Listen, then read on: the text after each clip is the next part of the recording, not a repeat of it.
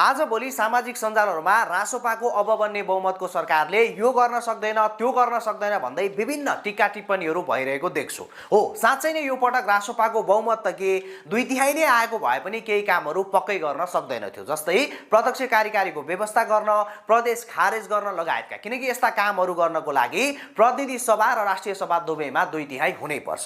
अब हामीले बिर्सन नहुने कुरा के छ भने 100मा 4 देखि 5% काम रासोपाले यो पटक गर्न सक्दैन, तर 100मा 95% भन्दा बढी काम भने मज्जाले गर्न सक्छ।